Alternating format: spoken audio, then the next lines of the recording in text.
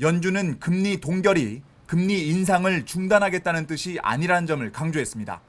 10번 연속 가파른 금리 인상의 효과를 지켜볼 시간이 필요해 긴축 정책을 일시정지한다는 겁니다.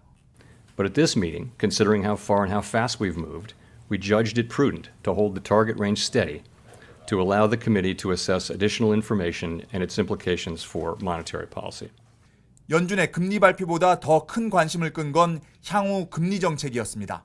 연준은 3개월마다 발표하는 점도표를 통해 금리 상단을 5.75%까지 올리는 게 적절하다는 의견을 내놨습니다.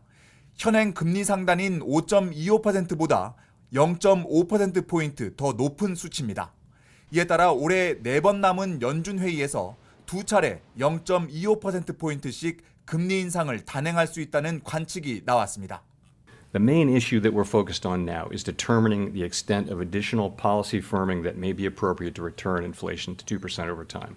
최근 소비자 물가와 도매 물가가 2년여 만에 최소폭으로 상승했지만 파월 의장은 물가 안정세가 충분치 않다고 진단했습니다. 특히 변동성이 큰 에너지와 식품 등을 뺀 근원 물가가 여전히 높다는 데 주목하며 연준의 인플레이션 목표치인 2%까지 갈 길이 멀다는 점을 강조했습니다. 파월 연준 의장은 올해 안에 금리 인하를 예상하는 위원은 아무도 없다며 연내 정책 전환을 바라는 시장 기대에 찬물을 끼얹었습니다. 워싱턴에서 YTN 권윤기입니다. 지난 1분기 고금리에 7조 원에 달하는 이자 수익을 남긴 은행들. 저축은행은 오히려 9년 만에 적자를 봤습니다. 올해 1분기 79개 저축은행은 523억 원 순손실을 기록했습니다. 자산 규모 상위 5개 은행도 적자는 면했지만 지난해 1분기와 비교하면 78% 줄었습니다. 금리가 오르면서 상대적으로 싼 대출을 찾아 고객들이 빠져나간 게 발단이 됐습니다. 고객 이탈을 막기 위해 예금은행보다 금리가 높은 정기예금을 팔았지만 대출금리는 법정 최고금리 한도를 넘지 못해 예대 마진이 축소한 겁니다. 경기 악화로 주 고객인 중저신용자들의 연체율이 급증한 것도 한몫했습니다. 상위 5개 저축은행의 올해 1분기 평균 연체율은 4.81%로 급증했고 그러다 보니 못 받아낼 빚에 대비해 적립하는 대손 충당금도 10% 넘게 늘었습니다. 저축은행의 조달 비용인 수신금리 인상이 지속되면서 이자 비용이 크게 증가했고 선제적으로 대손 충당금을 적립하면서 순이익이 감소하였습니다. 금융당국은 일부 저축은행을 찾아 부실채권 매각 상황을 점검하고 있습니다. 부실채권 매각이 지연될 경우 연체율이 계속 올라 건전성이 악화하는 만큼 신속한 매각을 유도한다는 방침입니다.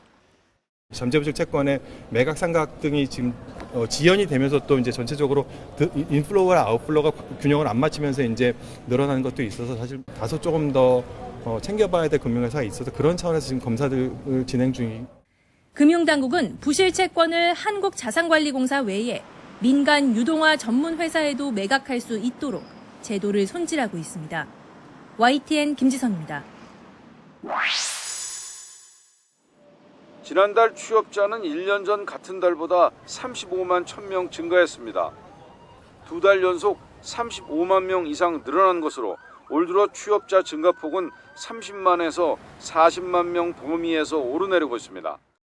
돌봄 수요 증가와 대면 활동이 늘면서 보건복지업과 숙박 음식점 취업자가 큰 폭으로 증가했습니다. 전문과학기술과 정보통신업도 고용이 늘어 서비스업 취업자는 27개월 연속으로 증가했습니다.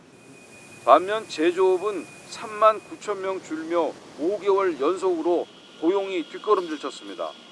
건설업도 6만 6천 명이 줄며 6개월째 감소했습니다. 제조업은 수출 감소와 생산 부진 여파로, 건설업은 부동산 경기 부진 등이 영향을 미쳤습니다. 돌봄 수요와 외부 활동 증가 등으로 취업자 증가세가 지속되고 있으나 건설, 수출 등의 영향으로 취업자 증가폭은 전월에 비해서는 축소하였습니다. 연령대별로는 60세 이상에서 37만 9천 명이 늘었고 60대 이상을 제외한 연령대에서는 2만 8천 명 줄었습니다. 특히 15세에서 29세 청년 취업자가 9만 9천 명 줄면서 7개월째 감소세가 이어졌습니다. 40대 취업자도 11개월 연속으로 줄었습니다. 저출산 고령화 속에 청년층 인구는 감소하고 고령층 구직자는 점차 늘어나는 현실을 반영하고 있는 것으로 해석됩니다. 15세 이상 고용률은 63.5%로 1년 전보다 0.5%포인트 오르며 역대 최고치를 기록했습니다. 정부는 서비스업을 중심으로 고용 호조세가 이어질 것으로 예상하면서도 제조업 일자리 회복이 늦어지면서 취업자 증가폭은 점차 축소될 것으로 전망하고 있습니다. YTN 오인석입니다.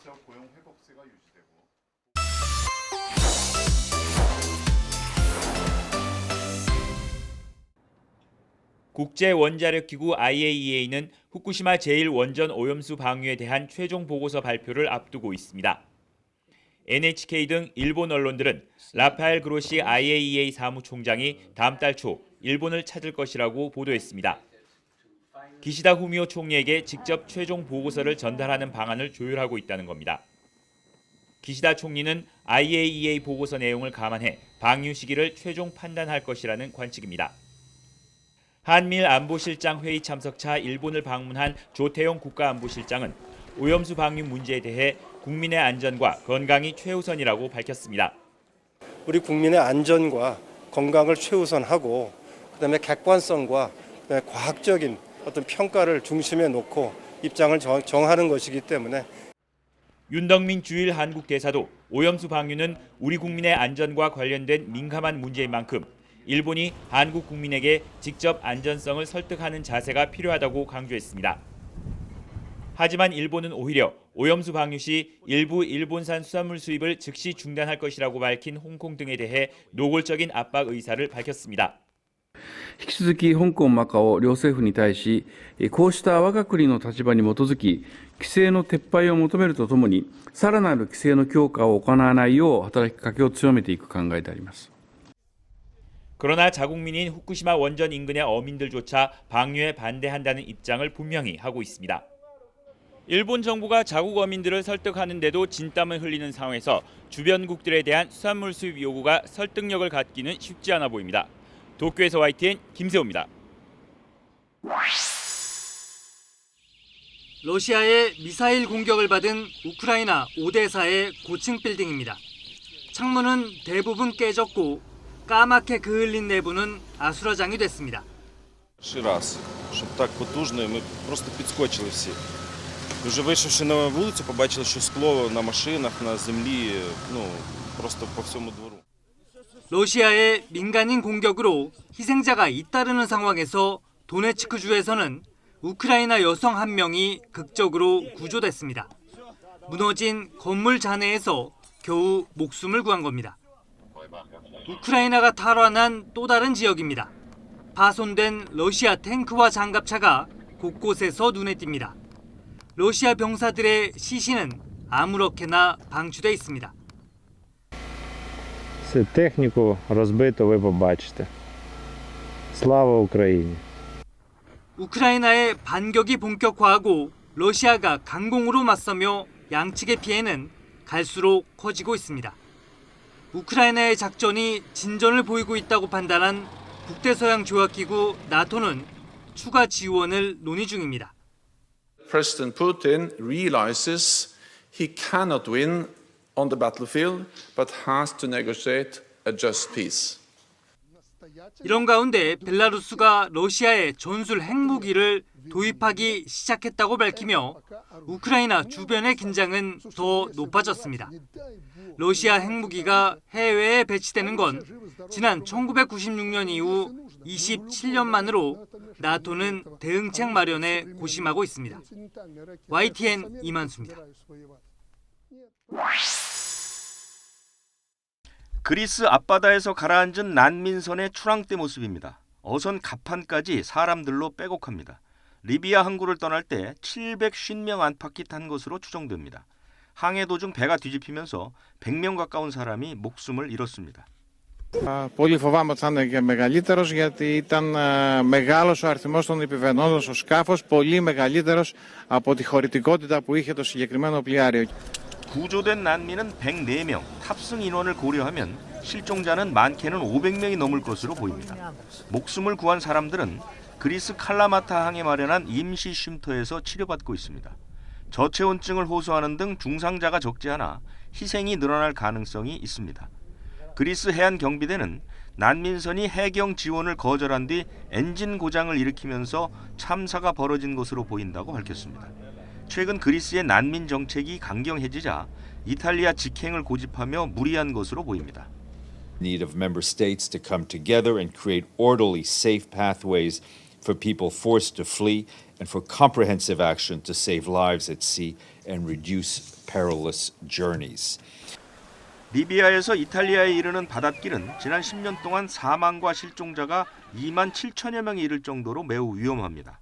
하지만 리비아에서만 70만 명이 불법 이민을 시도하고 있는 만큼 비극은 반복될 가능성이 큽니다. YTN 유재복입니다.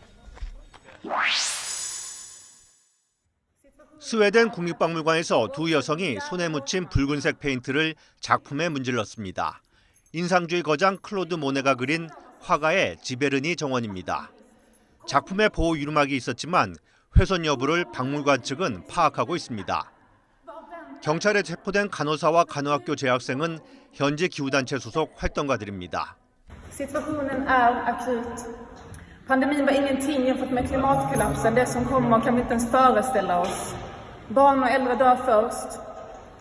앞서 지난해 10월에는 환경단체 소속 여성 2명이 런던 내셔널 갤러리에 들어가 1,200억 원짜리 고흐의 그림 해바라기에 토마토 수프 세례를 퍼부었습니다.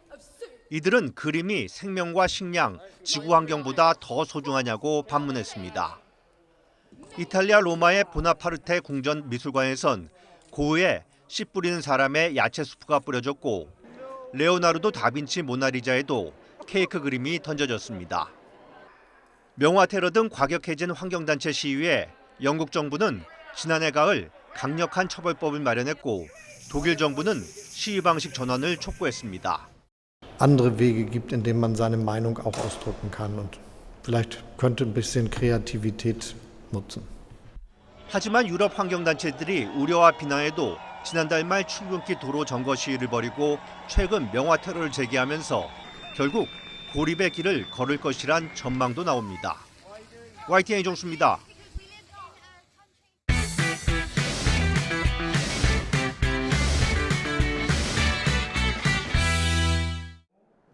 30살 김모 씨는 지난해 6월 전세 보증금 1억 7천만 원을 내고 경기 화성시 동탄 오피스텔 계약을 맺었습니다. 집주인은 동탄 일대에 오피스텔 268채를 보유한 박모 씨. 전세 사기 혐의로 최근 구속됐습니다. 결국 김 씨는 보증금을 일부라도 건지려면 소유권을 이전받으라는 갑작스러운 통보를 받고 울며 겨자 먹기로 오피스텔 소유권을 넘겨받았습니다. 보증금이 통째로 묶여버려 결혼 계획도 미룬 채 다달이 나가는 대출이자에 허덕이고 있습니다. 전세 대출을 또 막기 위해서 신용대출을 8,400만 원을 받았는데 이게 계속 이자도 나가는 상태라서 이제 결혼도 미루게 되었습니다. 김 씨처럼 허망하게 사라진 재산을 되찾기 위해 안간힘을 쓰는 피해자들이 민간 협동조합을 구성했습니다. 전세 사기 피해자가 주축이 돼 직접 피해 복구에 나선 국내 첫 사례로 이미 20여 명이 가입했습니다.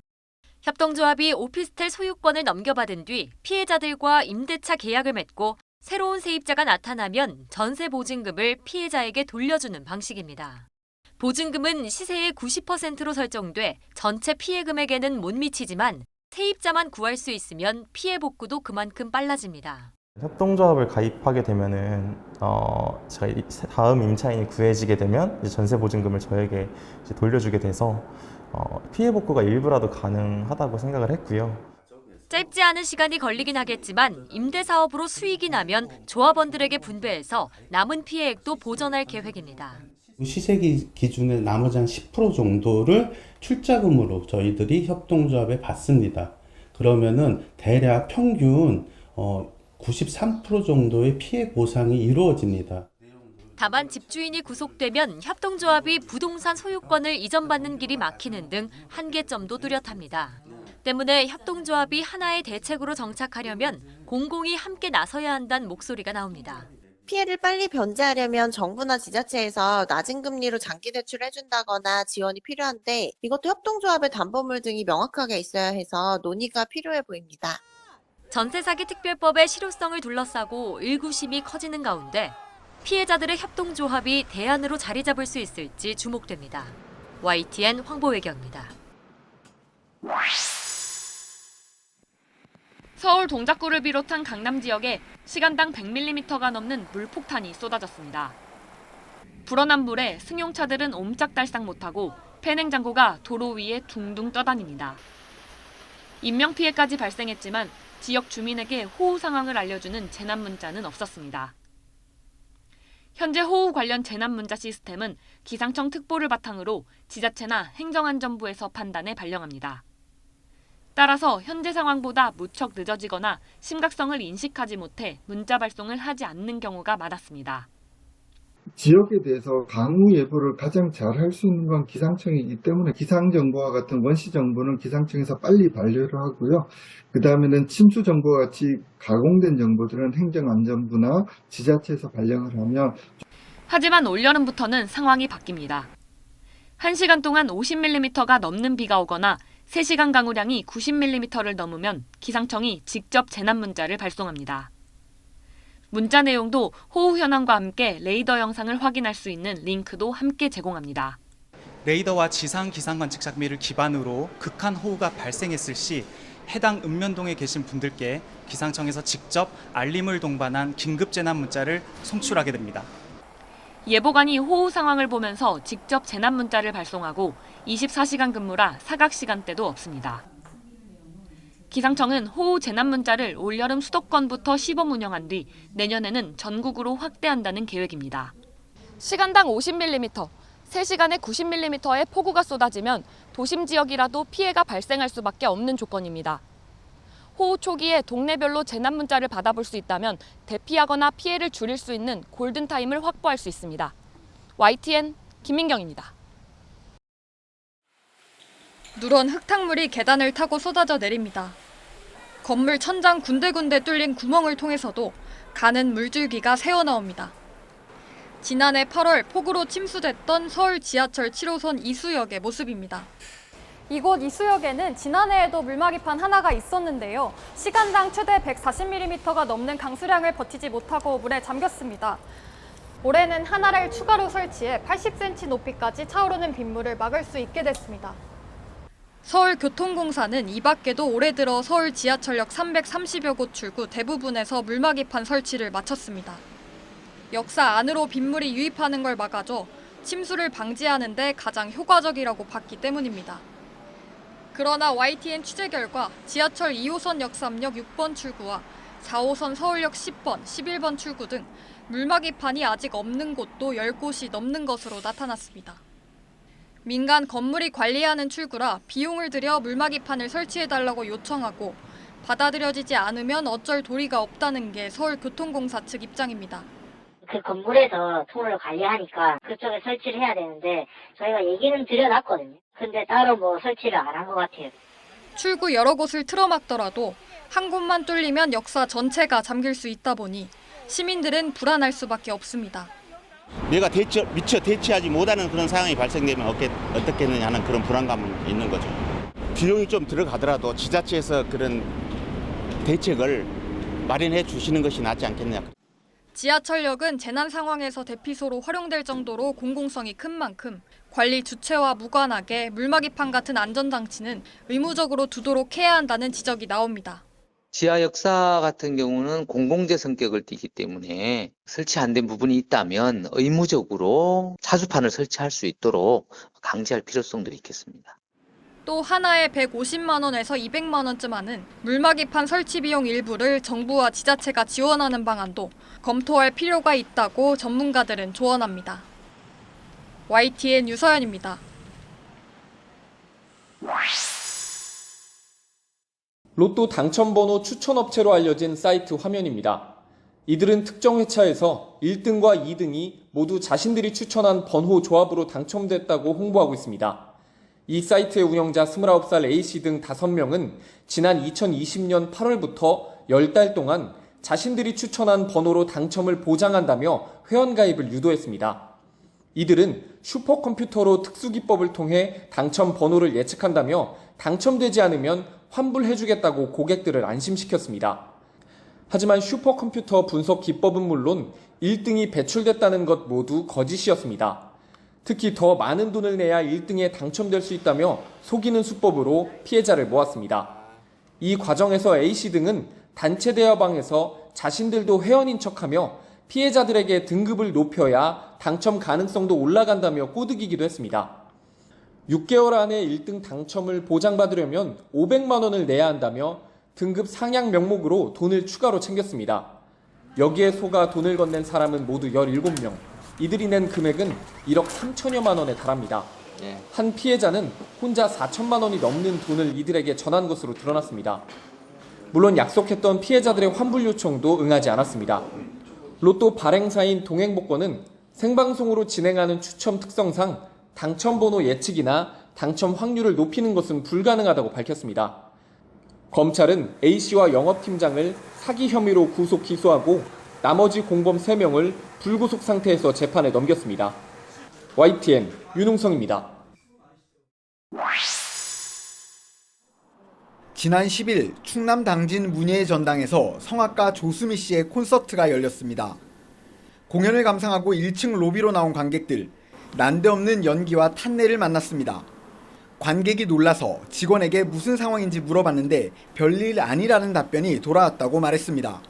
연기가 이렇게 많은데 이거 몸에 해로운 거 아니야. 그랬더니 이건 드라이 아이스라 인체에 전혀 무해합니다. 이렇게 해서 설명을 했어요. 알고 보니 직원 설명은 거짓말이었고 연기와 냄새는 진짜 불이 나서 생긴 거였습니다. 무대에서 한창 앙코르가 진행되던 오후 6시 40분 공연장을 둘러싼 위치에 냉난방 등을 관리하는 공조실 배전반에 불이 났습니다. 하지만 화재 경보는커녕 대피 안내 조치도 이루어지지 않았습니다. 이곳에 있던 배전반에서 난불로 발생한 연기 일부가 뒤에 보이는 문을 통해 건물 1층 로비까지 흘러내려갔습니다. 문예의 전당에서는 올해 1월 설치한 자동 소화 장치가 배전반 안에서 불을 바로 껐기 때문에 경보가 울리지 않았다고 설명했습니다. 또 화재 사실을 바로 알리면 혼란이 생길까봐 대피 조치를 진행하지 않았고 대신 콘서트가 끝난 뒤 안내 문자를 보냈다고 해명했습니다. 초기 안전 진화가 됐기 때문에 관객분들에게 놀라게 해드려서 죄송하다. 향후에는 더 안전 조치를 하겠다라는 문자를 보내게 됐습니다. 하지만 YTN이 입수한 문자 내용을 보면 문예의 전당 측이 관객들에게 보냈다는 메시지는 해명과 크게 달랐습니다. 공조 시스템에 이상이 있었지만 안전하게 마무리됐다고만 적혀 있어 불이 났었다는 사실 자체를 숨긴 거로 보입니다. 관람객은 자칫 불이 번졌다면 아찔한 상황이 벌어질 수 있었다며 화재 경보도 대피 안내도 없던 공연장 안전관리에 강한 의문을 제기했습니다. 그 화재에 대해서 문예의 전당 측에서 철저하게 은폐하려고 이런 문자를 보냈다는 거에 상당히 기망당한 기분이었습니다.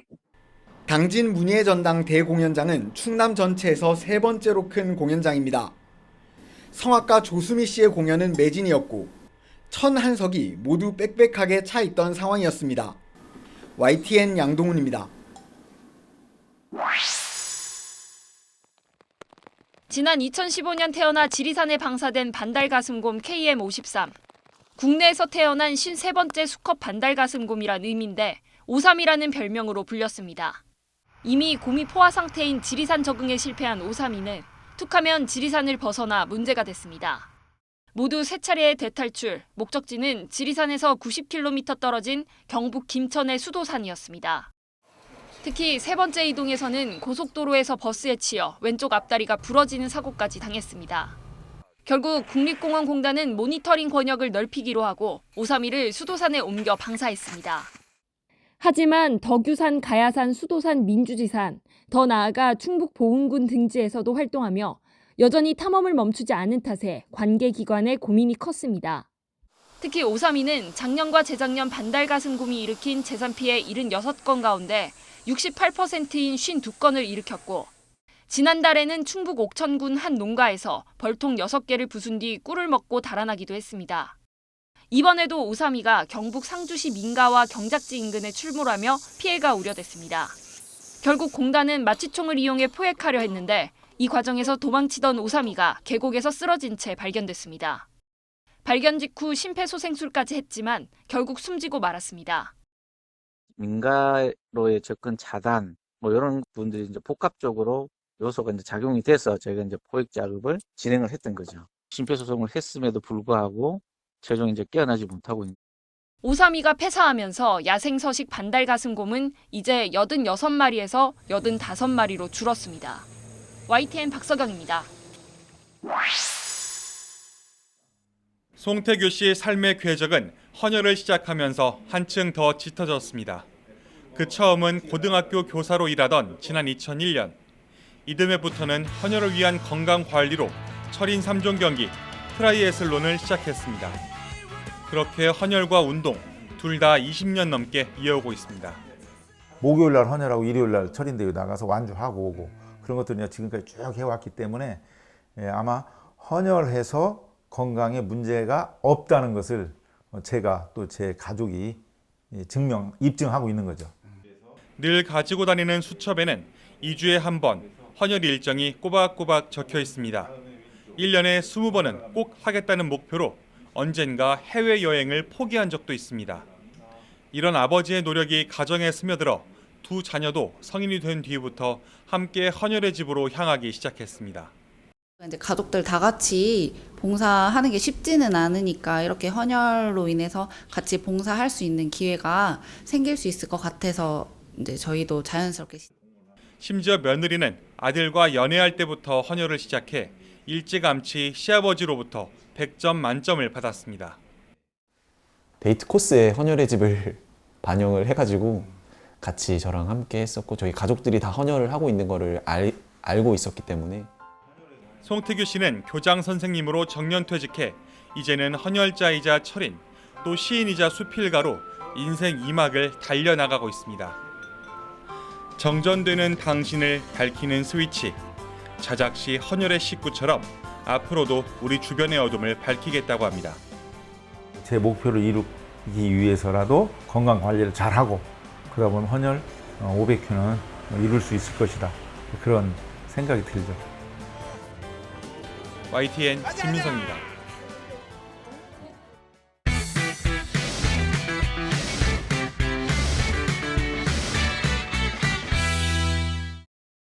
이주 차트 진입 26위 정말 감사한 기록인데 이제 칼럼을 계속 이제 실어주시더라고요. 저희 사소한 것까지 하나하나. 저희들이 200 차트는 들어가 봤으니 이번에 핫백에 한번 들어보고 싶은 게 저희 목표이기도 하고요. 데뷔 3년 차, 빌보드 메인 앨범 차트에 첫 발을 디디며 당차게 다음 목표를 말하던 소년들의 꿈은 머지않아 곧 현실이 됐습니다. 2018년 드디어 K-팝 아티스트 최초로 빌보드 200 1위를 차지한 데 이어 통산 6개의 앨범과 지민의 솔로 음원까지 모두 7개의 노래를 빌보드 양대 차트 정상 자리에 각각 올려놓았습니다. 방탄소년단은 최고 권위를 자랑하는 미국 음악 시상식의 트로피를 휩쓸며 기록소년단이라는 별명까지 얻었습니다. 미국 3대 대중음악 시상식인 아메리카 뮤직 어워즈에서는 대상을 비롯해 5년 연속 수상했고 그래미 뮤직 어워즈에서도 3년 연속 후보에 올랐습니다. 이 같은 방탄소년단의 행보는 세계 팝 시장의 흐름을 바꿔놓고 있습니다. BTS의 빌보드 차트 입성 후 한국 아이돌 관련 보도를 꾸준히 이어간 미국 빌보드지는 지난 4월 특별판을 통해 K-팝 산업을 집중 조명했습니다. 지난해 아메리칸 뮤직 어워즈는 시상의 페이보릿 K-팝 아티스트 부문을 새로 만들었는데 이제 K-팝이 주류 문화로 자리 잡았다는 평가도 나왔습니다. 수출업계에서 K-팝은 이미 효자 역할을 한 지 오래입니다. 지난 2013년 2,700만 달러에 그쳤던 한국 음반 수출액은 BTS의 활동과 함께 8배 넘는 성장을 보여줬습니다. 지난해에는 2억 3천만 달러, 우리 돈 3천억 원에 육박합니다. 멤버들의 입대를 기점으로 활동 제2막에 들어선 청년들은 개성 넘치는 개별 활동을 통해서도 자신들의 기록에 도전하고 있습니다. YTN 차종일입니다.